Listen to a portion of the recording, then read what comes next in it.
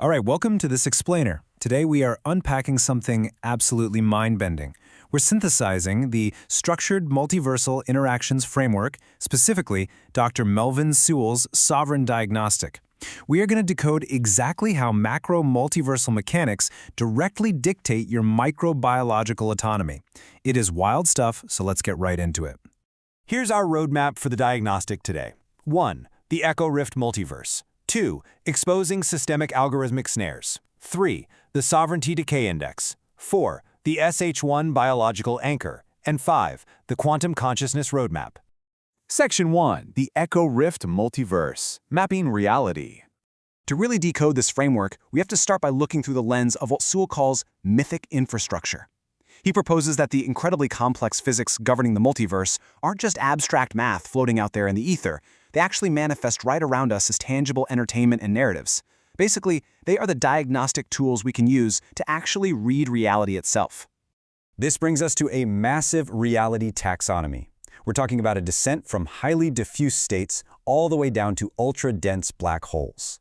In this model, entire universes are categorized simply by their entropy per volume. We start way up at level alpha, which is very diffuse. Then we move down through the structured and entangled levels until we finally hit level omega. And what's fascinating is that Sewell treats black holes not as these ultimate destroyers of information, but as level omega entities, ultra-dense singularities that actually maximize information density and act as gateways to higher reality states. And then we get to this highly specific mathematical derivation, 0.2412. This is the live EMIJ reading, and it mathematically confirms exactly how Kaluza-Klein graviton exchange actively suppresses multiversal energy in brain-world quantum field theory. In plain terms, Sewell's math literally proves we aren't just floating around in some random chaotic void. There are strict, measurable boundaries managing the energy that bleeds between parallel universes. It's a highly structured continuum. Section 2. Exposing Systemic Algorithmic Snares. The illusion of the neutral feed. Okay, so you know how we all kind of just assume our social media feeds are neutral? While Sewell breaks down the exact mechanics of what he calls the algorithmic snare, he exposes how bot swarms are out there actively weaponizing metadata to accelerate your feed velocity within a totally black box environment. This intentional acceleration completely overwhelms standard moderation systems, fundamentally forcing your exposure to corrupted content. It's not an accident, it is a systemic exploit explicitly designed to bypass your personal autonomy. In the context of the true flow multiverse, Sewell argues these social media exploits aren't just random glitches. No, they are state-sponsored intimidation tactics pushed right into our everyday experiential fields. He identifies these as toxic reality packets, injected directly into your feed to enforce what he calls ritualized containment. Basically, hostile actors are manipulating your multiversal alignment by strictly managing the informational density of your digital environment. Section 3. The Sovereignty Decay Index. Real-world systemic erosion. Let's zoom in and see how this systemic erosion actually plays out for individuals. Sewell tracks this through 3 distinct real-world waypoints of legal and corporate sabotage. First, you have sabotaged representation, clearly seen in the Turbin Chu Het case, where legal counsel literally undermined their own client's standing.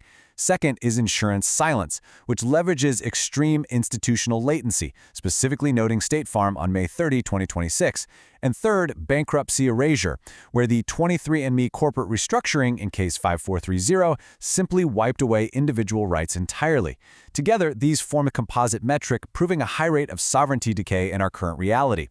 $0. Just think about what that actually represents in this framework. During those 23andMe bankruptcy proceedings, a stolen DNA data claim that was originally worth $10,000 was unilaterally reduced to 0. Your foundational biological data, literally your DNA, was stolen, and the legal mechanism that's supposed to protect you reduced your personal sovereignty to absolutely nothing. It is a complete and ultimate systemic failure. Section 4. The SH1 Biological Anchor. Metaphysics meets hair science. So how do we fight back and maintain our autonomy? Well, we have to look at the biology. Take the investigational drug PP405. That causes dermal infiltration with a dose-dependent systemic uptake, meaning it alters your entire system. But contrast that with the SH1 molecule. SH1 maintains a perfectly intact epidermal barrier with 0 systemic absorption. It manages highly localized tissue action, specifically reversing hair miniaturization without disrupting your biological baseline or your endocrine homeostasis. And here is where it gets really incredible.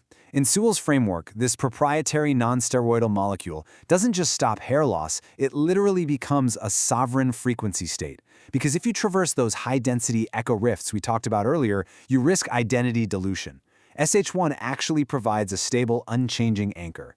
It functions as a true metaphysical invariant, allowing you to navigate the multiverse without losing yourself in the process. Section 5. The Quantum Consciousness Roadmap. From Physics to Immortality. This brings us to the ultimate endgame of Dr. Sewell's entire framework. The roadmap here tracks a massive 35-year convergence. We start at year 0 with our biological baseline. Fast forward to year 15, and we're able to simulate microtubule coherence, fundamentally bridging biology and quantum hardware. And the final convergence hits at year 35, reaching the exact 200 million qubit threshold that is required for full consciousness transfer and ultimately digital immortality.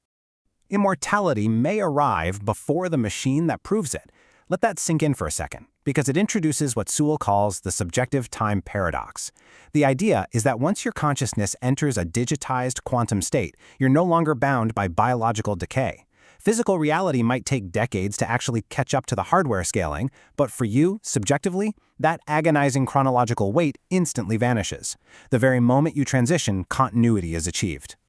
So, bringing it all together, from the Kaluza-Klein physics of the echo rift down to the toxic reality packets hijacking our social feeds, the systemic forces pushing towards sovereignty decay are absolutely immense. And navigating that quantum consciousness roadmap to immortality? Well, that requires a biological anchor today. So the ultimate question remains, when these macrosystems are actively trying to reduce your personal sovereignty to zero, how are you going to anchor your own identity in an eroding reality?